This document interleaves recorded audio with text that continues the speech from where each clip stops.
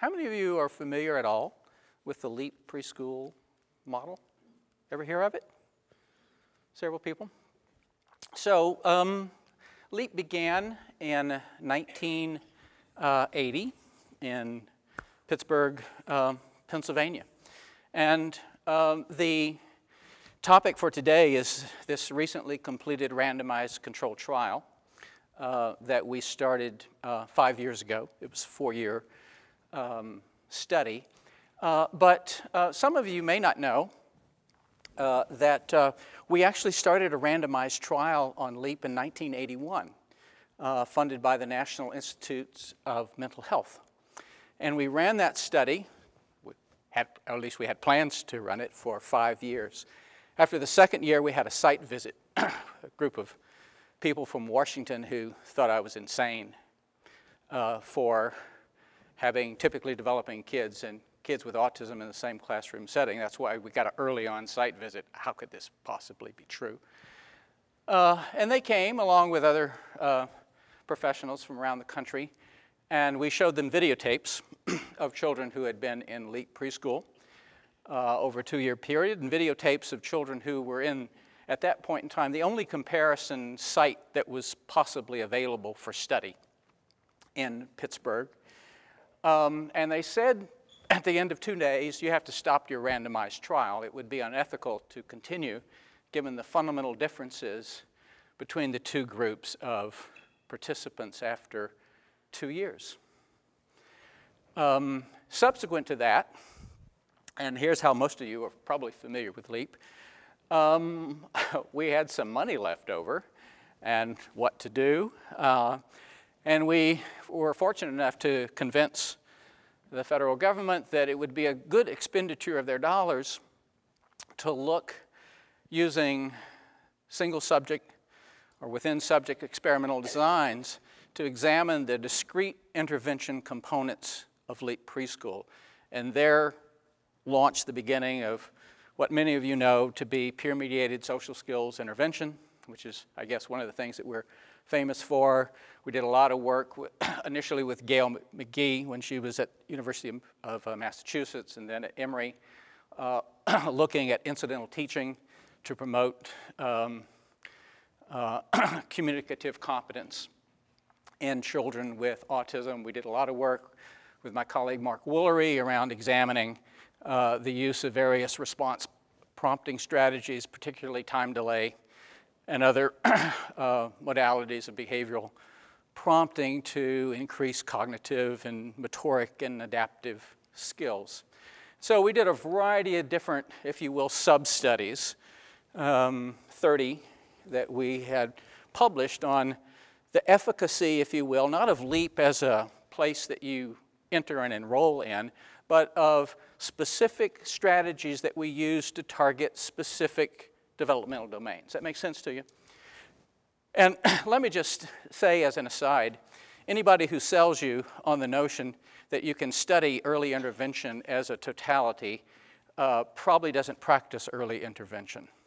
Or if they do, they probably don't practice it very well, because early intervention is about a collection, really, of strategies, hopefully idiosyncratically determined, to address various developmental domains. So we had that as a background, and it took me the longest time how to do a randomized study that wouldn't blow up. And this is the results of that I'd like to share with you. My colleague Ted Bovey is on this presentation because that's the ethical thing to do, although he's not here.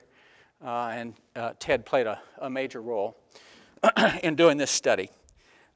Before I get into the details of it, let me familiarize, if you're not familiar already, with a few things about LEAP that make LEAP a unique experience, if you will, for young children with autism. And let me just also say at the beginning, I'm not proselytizing LEAP. LEAP is not for everybody. We don't franchise LEAP. I'm not interested in taking over the world of early intervention and having, LEAP in Rome, although we do. But that's another story that we talked about last night. LEAP has to be in exotic places, right? That's a rule.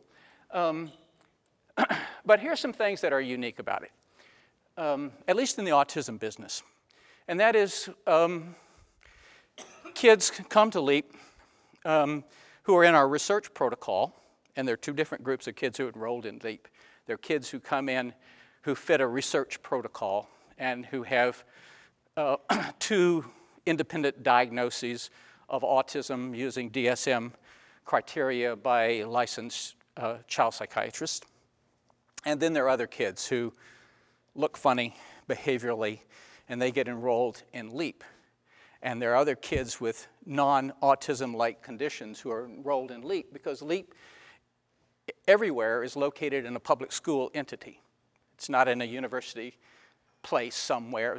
It's a decision that I made early on to promote, hopefully, the generalization and the applicability and the scale-up of this model in real-world settings.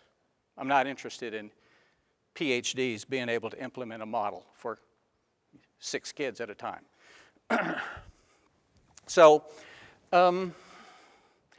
inclusion from day one, what does that mean? It means that regardless of where kids start out developmentally, they start out in a LEAP classroom participating in all classroom activities from day one.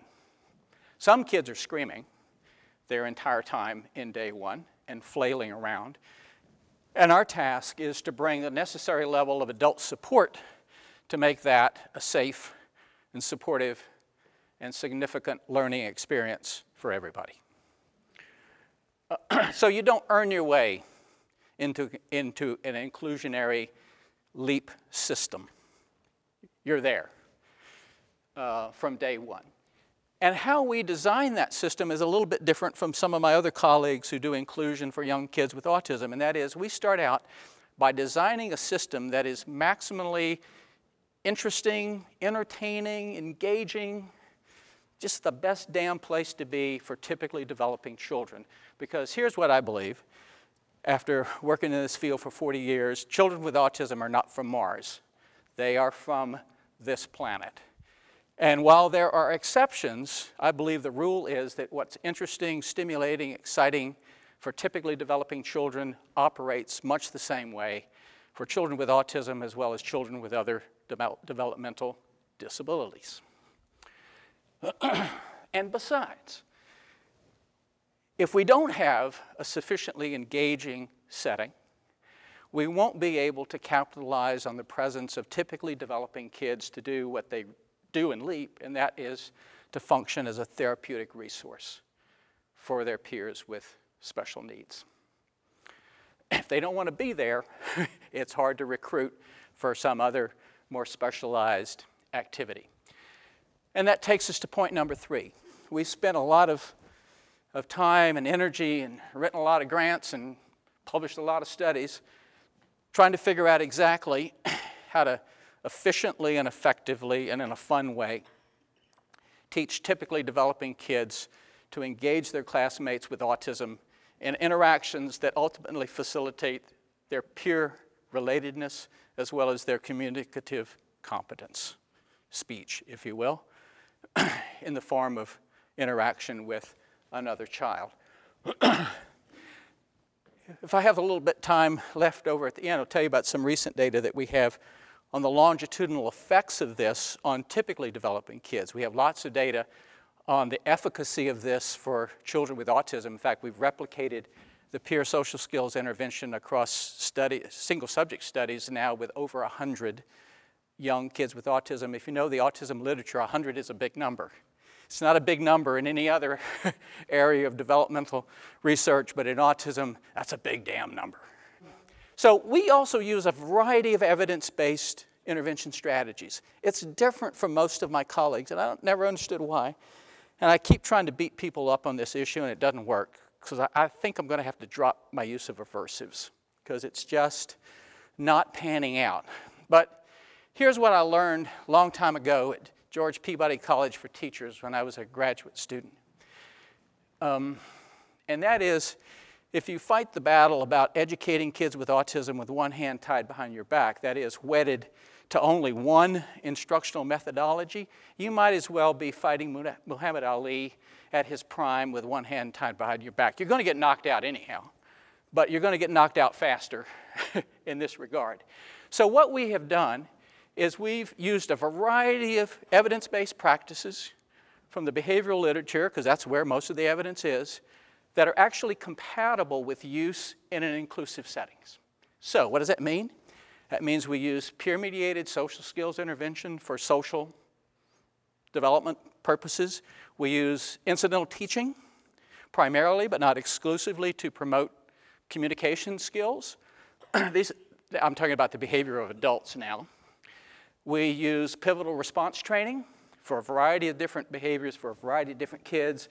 We used all kinds of response prompting strategies depending upon the target behavior.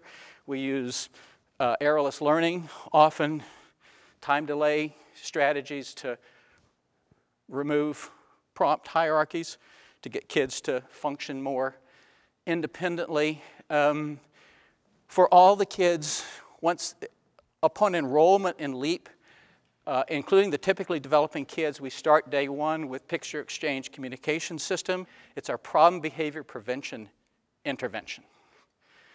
Because one thing we know about individuals with significant developmental disabilities is that a large fraction of their problem behavior is driven by not having a communication system that is sufficient and is efficient enough for them to clearly express their wants, desires, aversions, etc.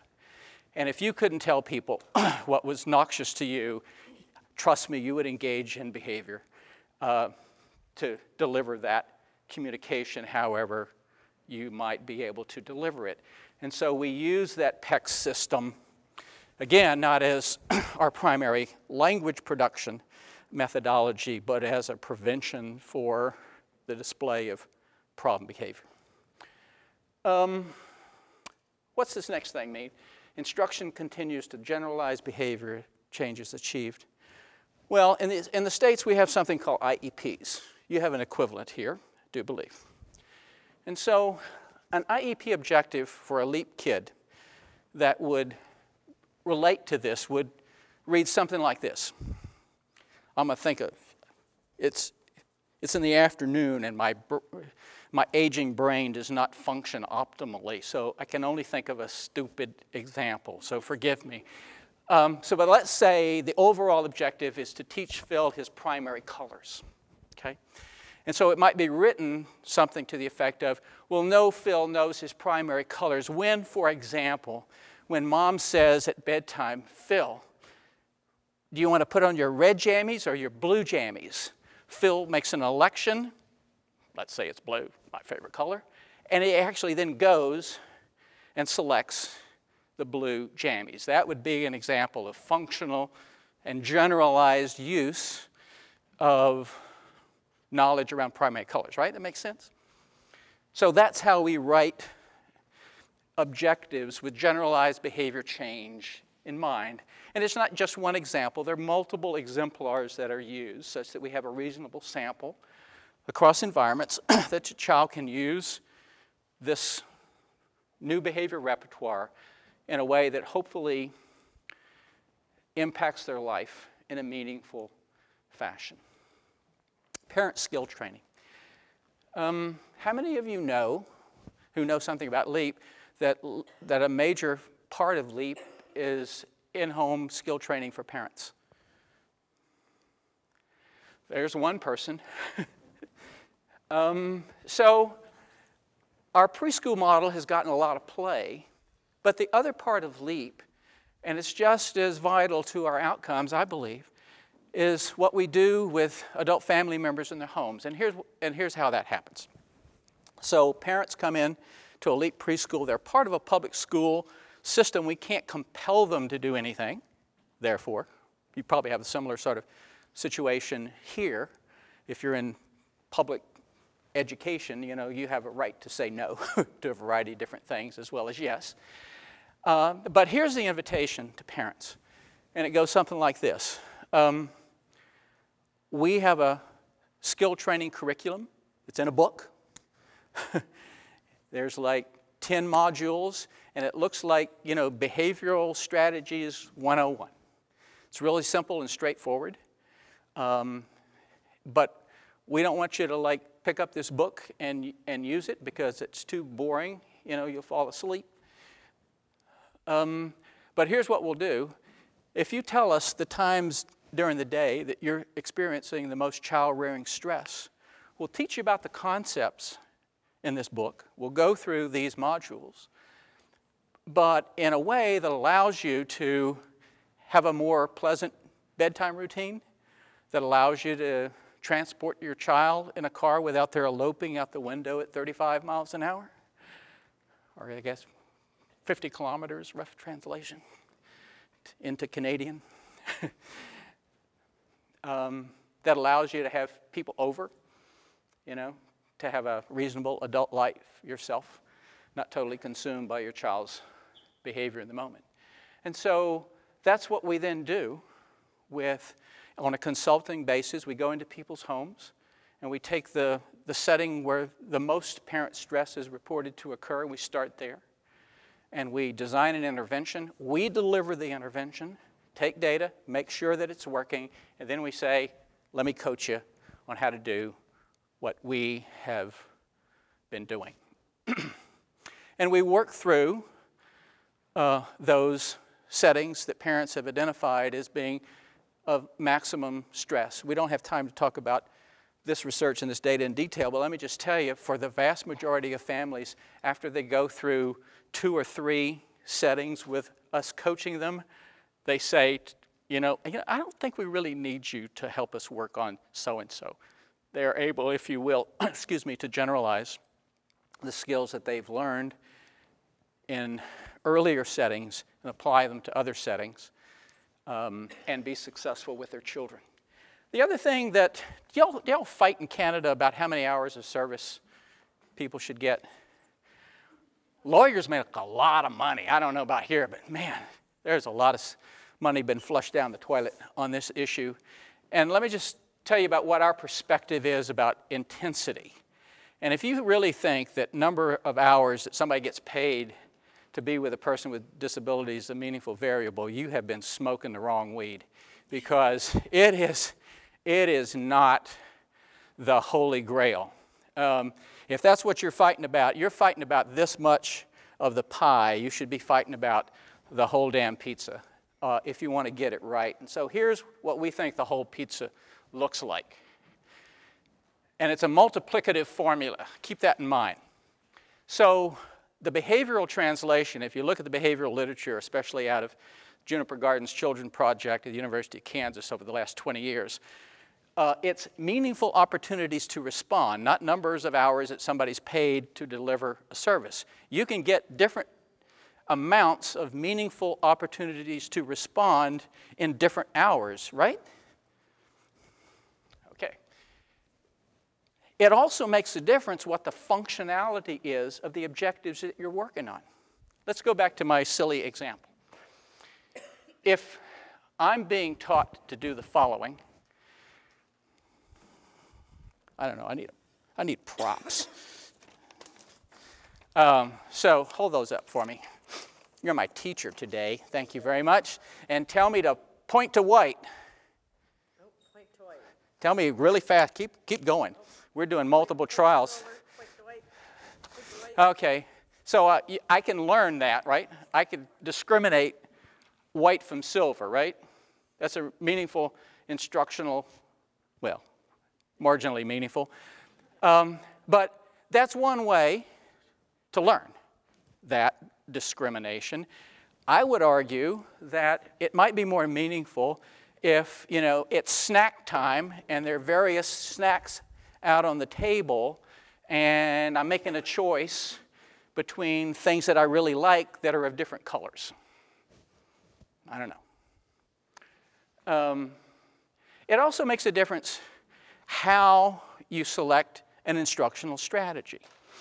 Do you select an instructional strategy because your professor 35 years ago told you that this is the one way to heaven, and you've been following that path ad nauseum, for the last 3.5 decades? Maybe you are. I don't know.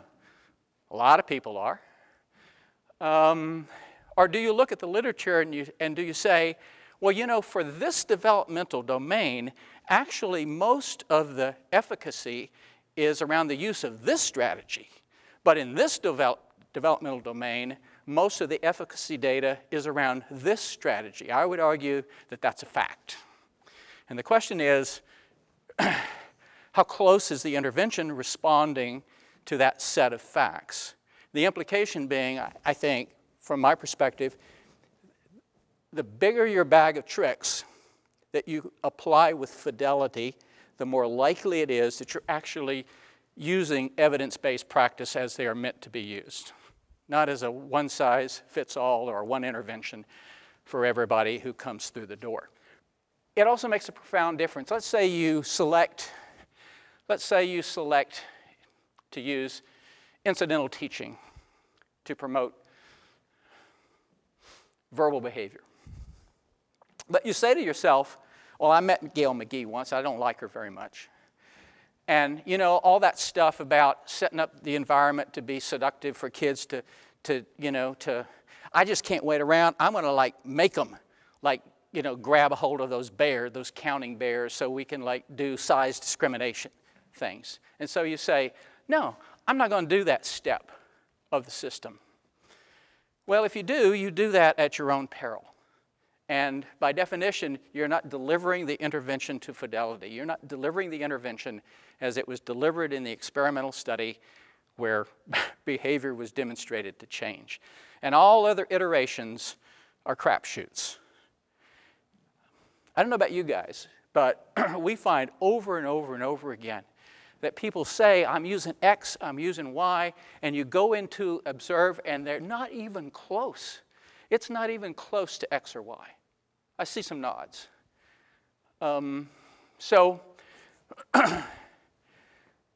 Remember, it's a multiplicative function, right? You're holding that in your brain.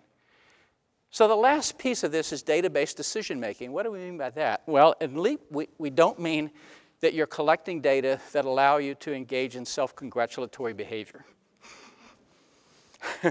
Or to show family members, say, see how smart we are and how brilliant your child is because, you know, they're at 9 out of 10 corrects, or 5 consecutive days. The purpose of collecting data, I believe, in early intervention primarily is to find out when you're wrong, not when you're right. When you're right, you know it. The danger is not having a data system that is sensitive enough to let you know that you're wrong, and then having the courage to say, our best laid plans just were not the best. What's your name? Absolutely. We're not the best for Phillip. Let's go to plan B. And if you look at the origin of, we're kind of talking about evidence-based practice. If you look at the origin of that, which is evidence-based medicine, it's an iterative process, right? It's not like you do a treatment for a condition.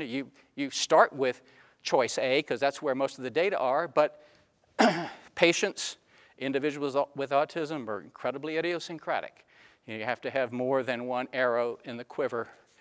When all those things are in place, we think that's when you have a program of sufficient intensity. And now let's go back to the issue of the multiplicative equation. If one factor in this equation equals 0, what does the sum equal? 0. That's why I say, if you're just fighting about hours, the rough translation being that first item, meaningful opportunities to respond, you're not fighting about what the totality of the issues are around ensuring maximum outcomes for kids with autism. So what's the status of research of this kind on young kids with autism? You might be surprised to learn that there have only been 4 randomized trials focused on kids under the age of 5 with autism. That's not a lot, is it? Wow. One of them was done in Canada and found no results that were meaningful. Study done in Edmonton, I believe, So let's do a brief aside. Who the hell cares about randomized trials in the first place? Well, it depends upon how much you buy into the rules of science. I do.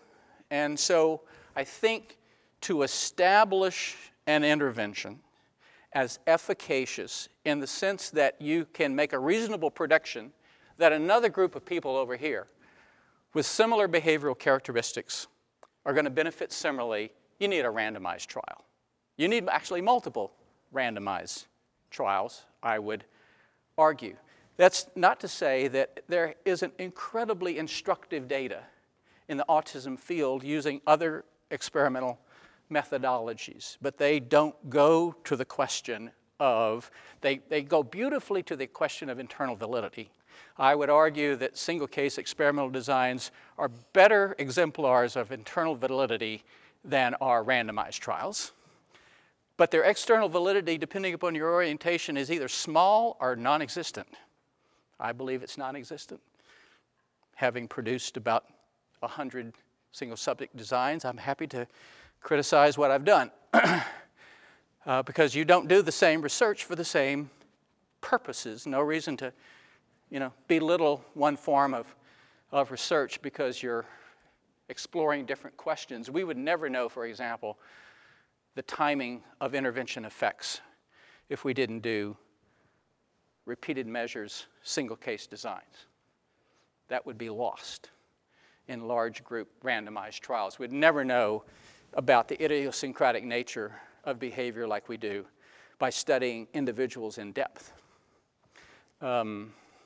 But if you want to play in the arena of good science, I would argue, and if you want to argue that the intervention has applicability beyond the population that participated in the particular study, I think there's no alternative to a randomized trial. So here's where they are now in terms of looking at those four before we did ours. The largest included 50 participants, 25 in each group.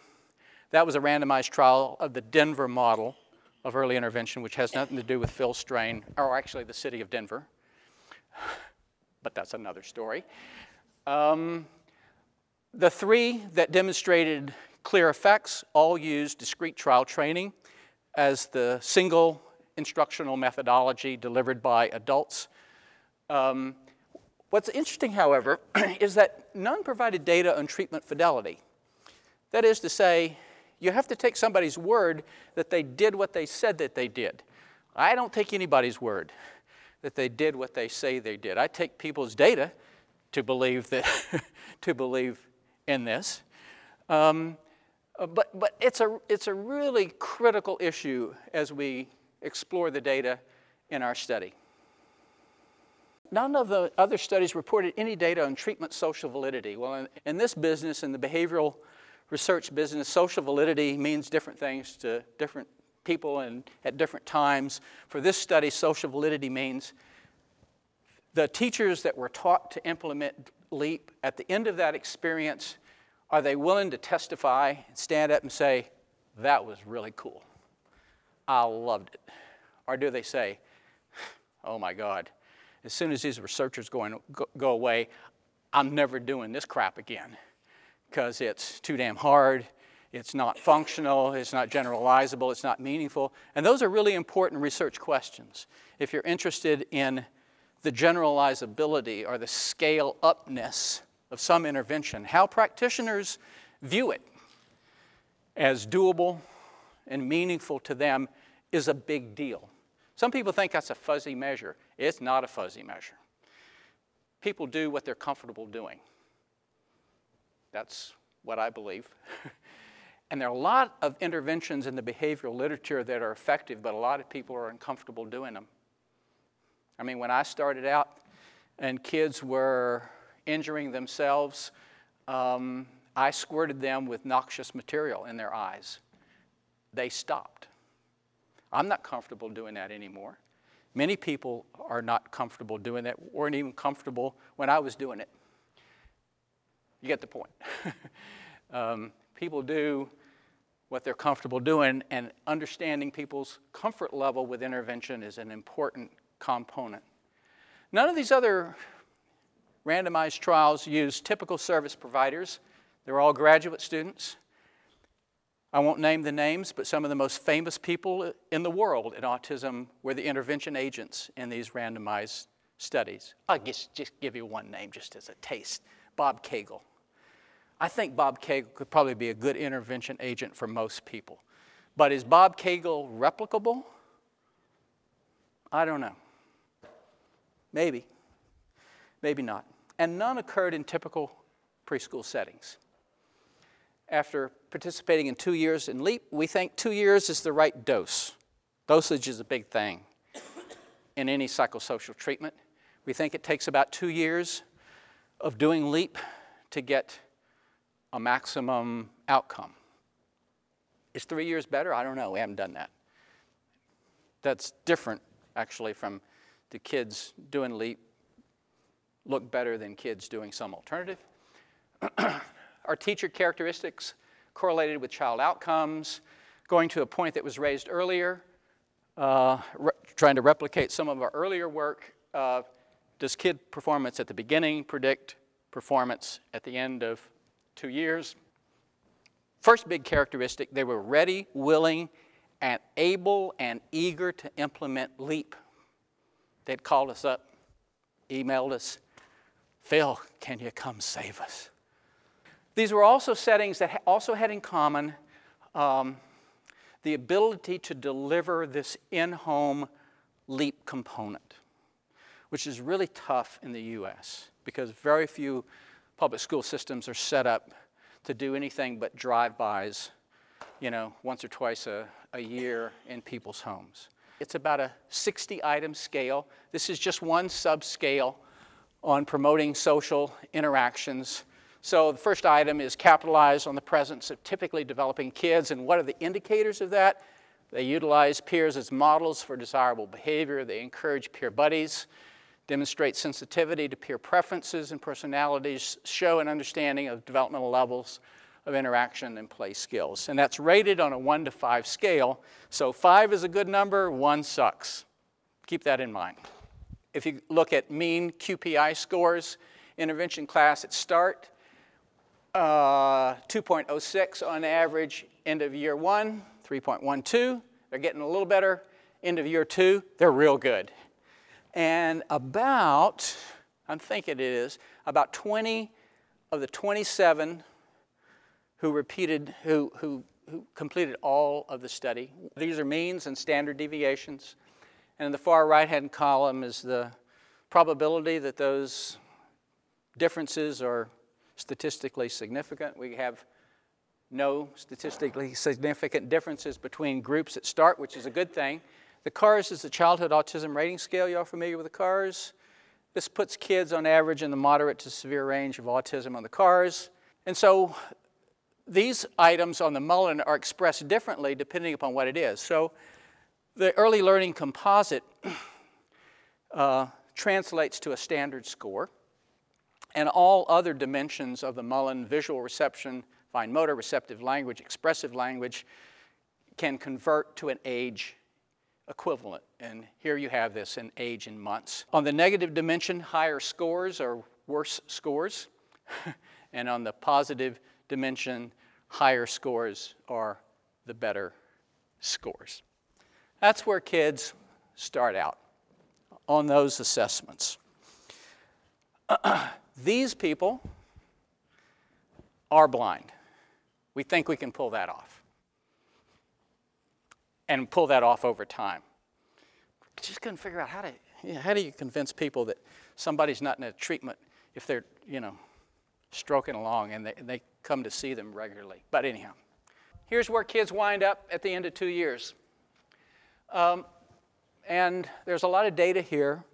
In the interest of time, I'd like to call your attention to the deltas. And the deltas represent the mean difference between initial assessment point and assessment point 2 years later. Okay? And so the delta is basically a change score.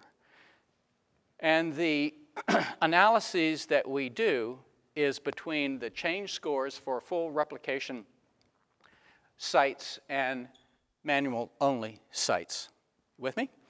So the statistical analysis is, for example, on the cars between a reduction of 6 points and a reduction of 2.8.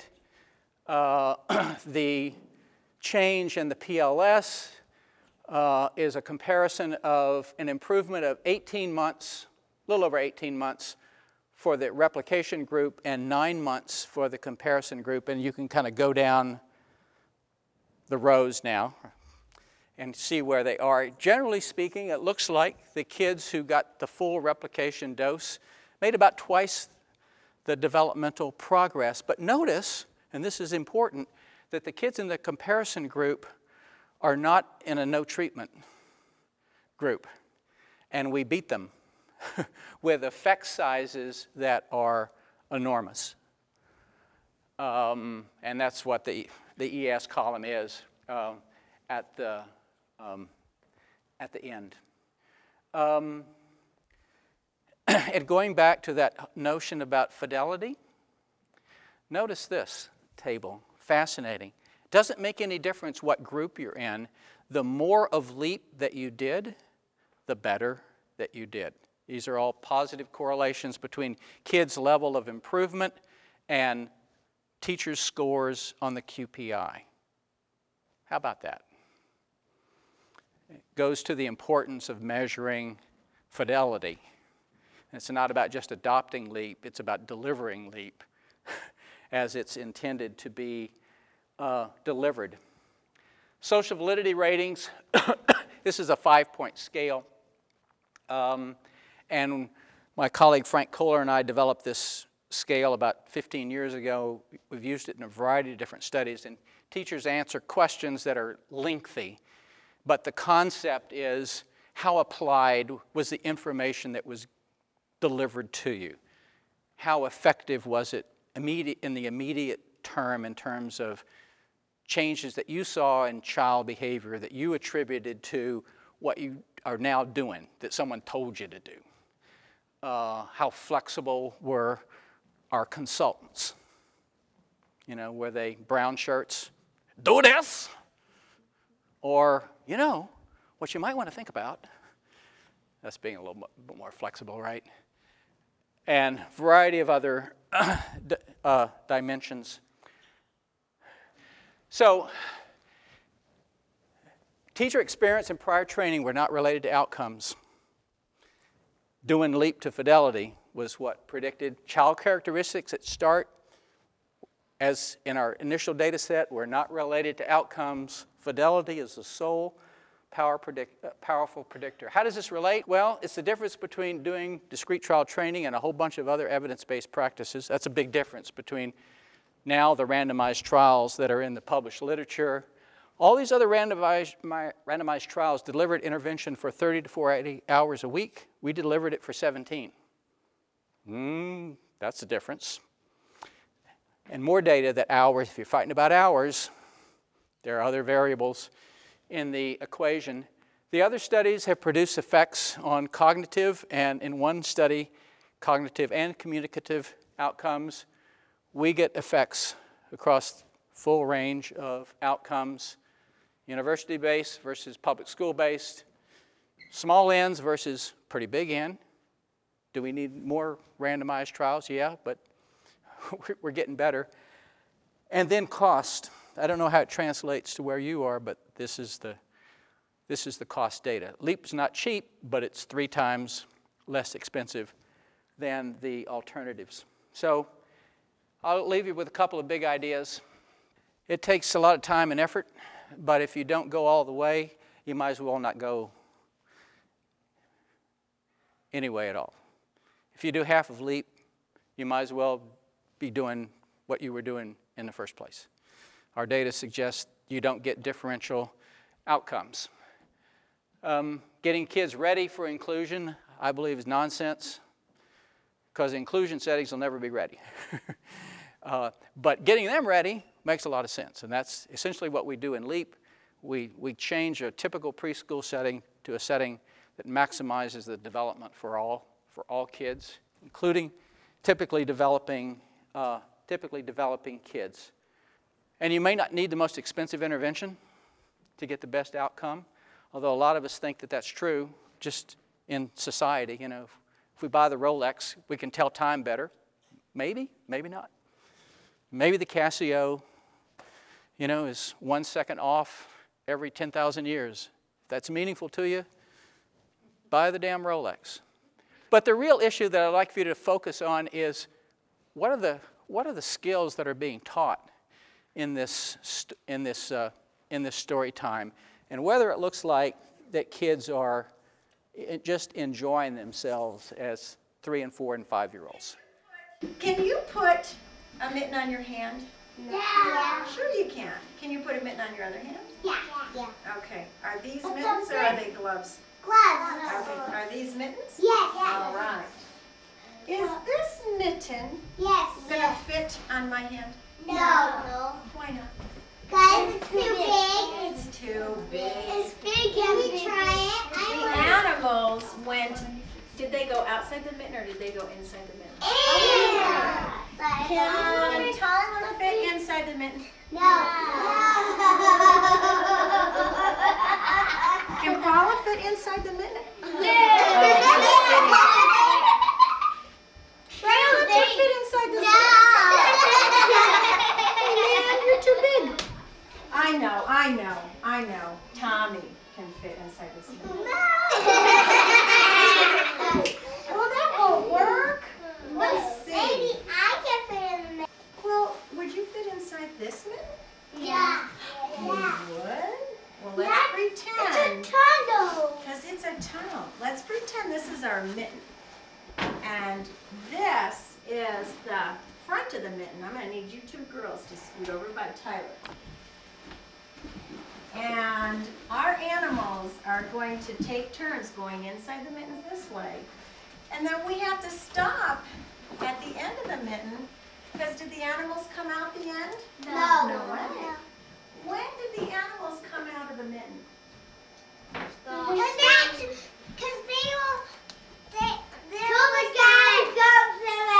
till the guy dumps them out. Till somebody dumps them out? Can you remember in the story? When they sneeze out, they go out. Who sneezed?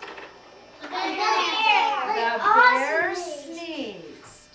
And you guys are going to help sneeze. What made the bear sneeze? The mouse. What did the mouse do? The mouse was on his nose. Tickled his nose. And he sneezed. And Achoo. he sneezed. So you guys have to help. Achoo. All right. Yeah. Let's turn the page. We're going to see I'm the who's one that going makes in the mitten colors. first. Nikki's grandma made him 2 mittens as white as the snow, and he went out to play. What was the name of that first animal? It's a weird one. It goes under the ground. Starts with M, like Mikey. Mole. Mole.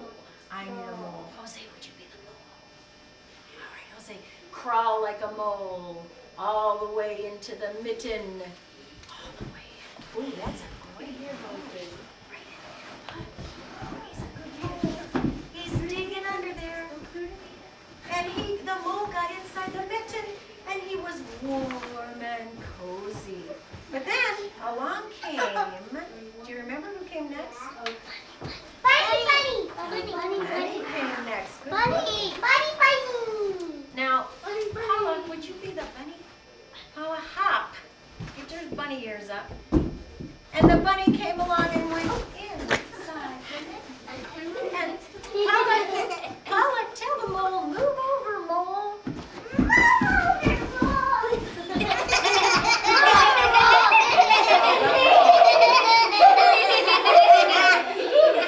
So the mole made room for the bunny. Now, remember what came next?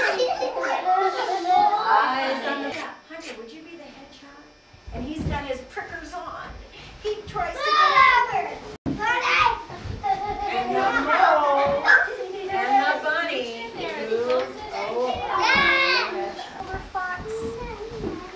And she kindly says,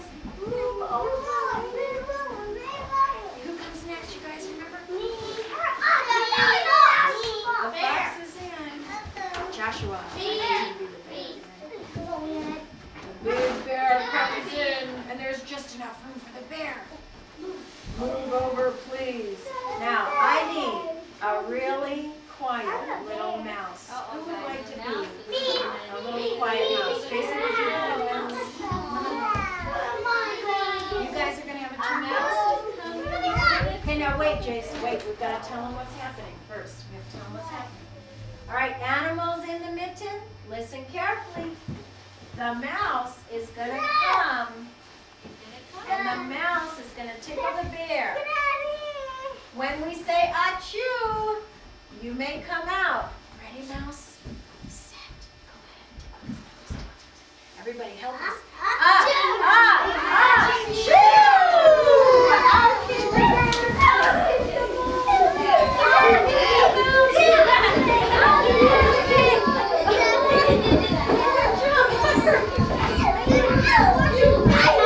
All those animals fell out of that mitten. Let's find that picture where all the animals fell out of the mitten. Look at this.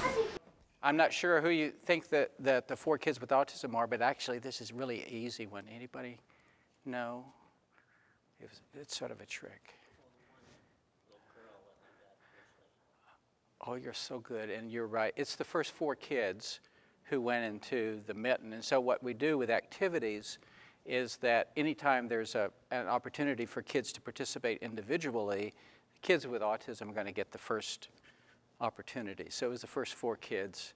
And if you will recall, they all used language when asked to use language. They all hung out there, right? They did their little proper, motor thing. And we taught, I think, I forgot to bring my list with me, but there are about 14 different skills that are being addressed in this little story time activity. So thank you all very much for your attention, and hope to see you again sometime.